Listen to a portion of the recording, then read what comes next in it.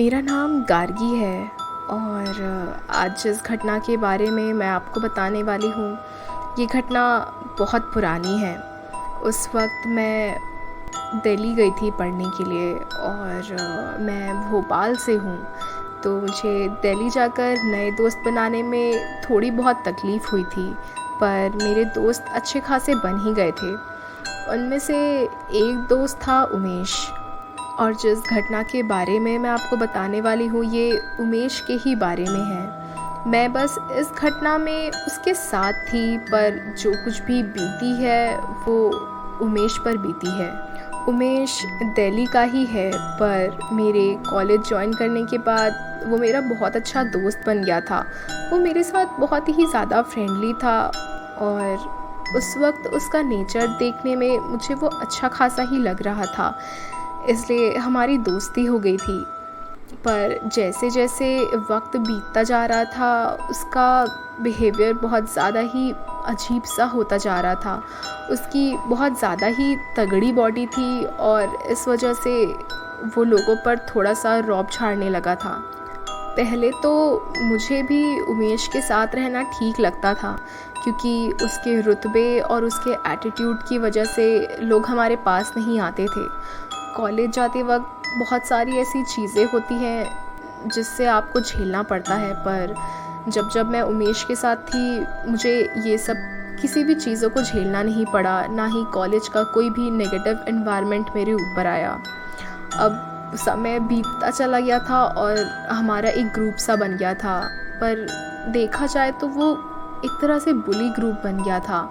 मुझे अब उस ग्रुप में रहना उतना ज़्यादा पसंद नहीं आ रहा था, क्योंकि उनकी हरकतें बहुत ही ज़्यादा अजीब होती जा रही थी। वो बस किसी से भी लड़ाई किया करते और मारपीट करते, झगड़ा करते।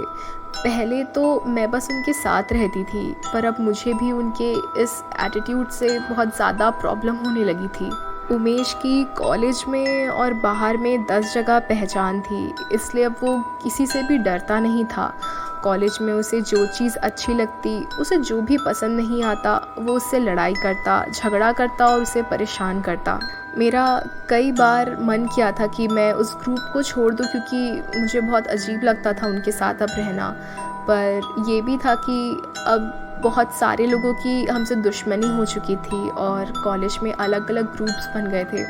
अगर अब मैं उमेश का साथ छोड़कर उस ग्रुप से निकल जाती तो हो सकता था कि बहुत सारी प्रॉब्लम्स मुझे झेलनी पड़ती। इस वजह से मैं उस ग्रुप को नहीं छोड़ रही थी। बीतते समय के साथ उमेश की हरकतें बहुत ज़्यादा ख़राब होती जा रही थी। अब वो बिल्कुल भी नहीं देखता था कि सामने कौन है, चाहे वो लड़की हो या लड़का हो, वो किसी को भी नहीं छोड़ता था।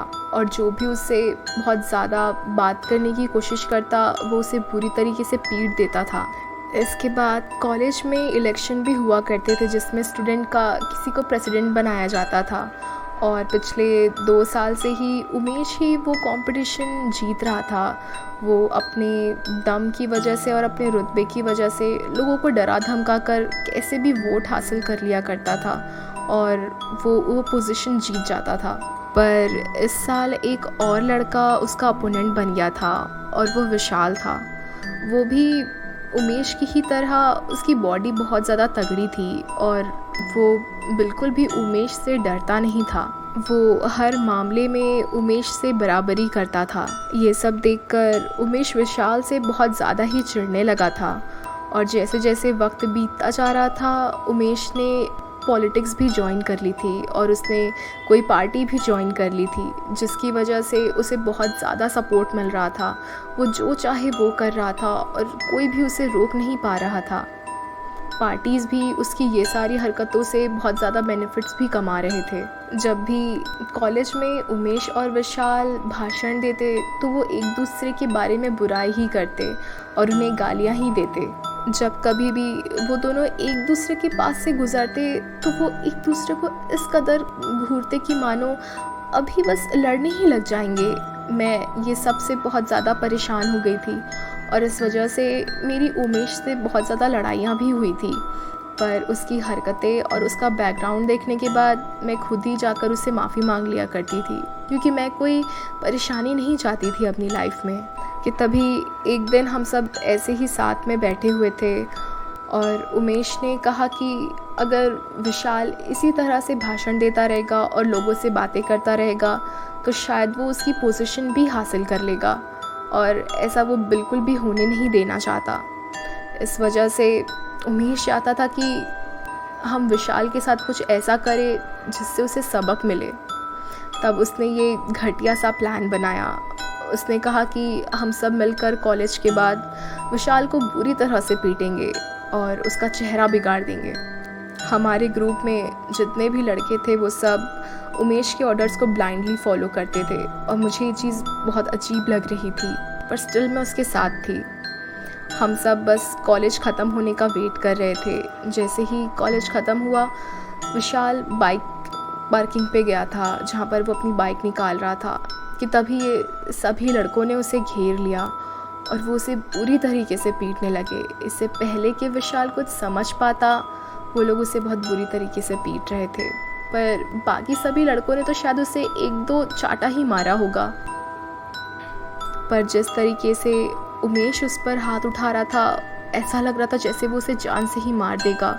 एक वक्त उसने उसे बहुत ज़ोर से धक्का दिया जिस वजह से विशाल नीचे गिर गया, और उसके बाद बस उमेश उसको लातों से ही मारने लगा और शायद वो रुकना ही नहीं चाहता था। ऐसा लग रहा था जैसे वो उसे जान से मार देगा। हम सभी ने उमेश को पकड़कर पीछे खींचा और विशाल को वहीं छोड़कर हम सभी भाग गए वहाँ से। हम सभी जानते थे कि अब उमेश के ऊपर एफआईआर तो ज़रूर होगी, और वो हुई भी।